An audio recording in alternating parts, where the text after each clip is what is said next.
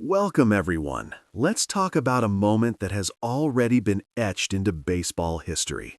The single most impressive play of the entire season. And it wasn't a home run. It wasn't a stolen base.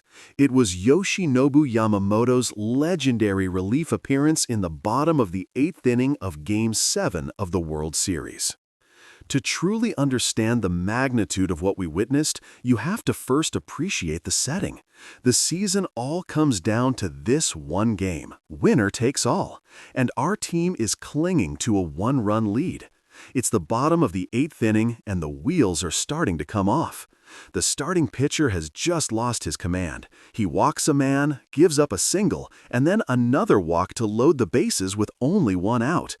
The stadium is deafening, the pressure is absolutely suffocating, and the manager makes the walk to the mound. He signals to the bullpen, and the entire world holds its breath. Out comes Yoshinobu Yamamoto, the man who had started just 2 days prior, a man who was not supposed to be available for anything more than a couple of batters, and he is being asked to walk into a nightmare scenario, to extinguish a fire that is raging out of control, with the entire season hanging in the balance. There is no margin for error. A single wild pitch, a base hit, and the season is over. This isn't just high leverage, this is the ultimate test of a pitcher's nerve. As he takes the mound, you can see the calmness in his demeanor. There's no panic in his eyes, just a steely focus. He doesn't rush his warm-up pitches, he owns the moment before it even begins. The first batter he faces is the opposition's cleanup hitter, a man with over 40 home runs in the regular season. The expectation here is to try and get a strikeout, but Yamamoto does something even more audacious. He attacks the zone with a first pitch, a 97-mile-per-hour two-seam fastball that starts over the heart of the plate and darts back over the inner corner for a called strike. It's a statement pitch. It says, "I am not afraid. I am coming right at you." The next pitch is a wicked splitter that dives straight into the dirt. The hitter swings over the top of it, and just like that, he's got 2 strikes. The entire sequence has completely flipped the at-bat. Now he's in the driver's seat with 2 strikes. He goes back to the fastball, up and in, and the hitter, completely defensive now, can only foul it off. You can see the frustration setting in for the batter. Yamamoto has him exactly where he wants him. And for the put-away pitch, he doesn't go for another splitter. He goes for a curveball, a pitch we haven't seen much from him all night. It's a masterpiece of pitching, a slow, looping curve that starts at the letters and drops right into the bottom of the zone.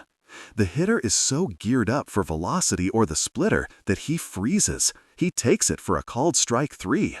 The stadium erupts. 1 out is recorded, but the job is only half done. Now the situation is still just as dire. The bases are still loaded, but the momentum has irrevocably shifted. The next hitter is the league MVP, arguably the most dangerous hitter in baseball. This is the at-bat that defines a legacy.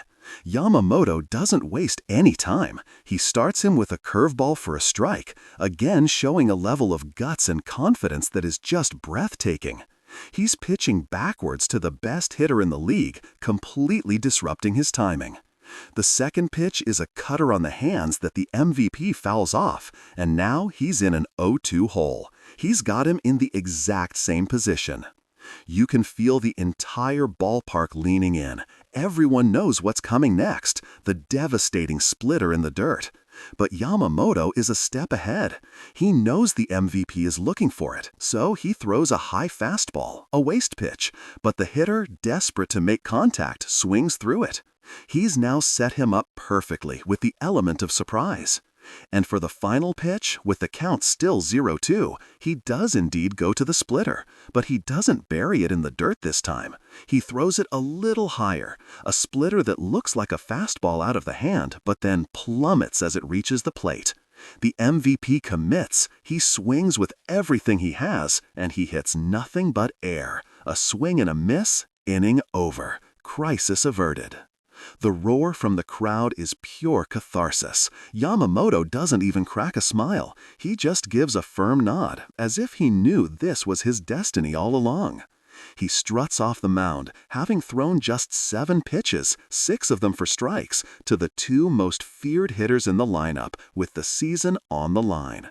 It was a display of technical mastery, but more than that, it was a display of unimaginable mental fortitude. And that is why MLB introduced this as the most impressive play of the year. Because it wasn't just about physical skill, it was about the perfect convergence of circumstance, pressure, and execution. It was the story of a pitcher who was not supposed to be there, asked to do the impossible, and he did it with a calm, surgical precision that left everyone in awe. That Game 7 relief appearance by Yoshinobu Yamamoto wasn't just the best play of the season. It was a moment that transcended the sport and became an instant legend.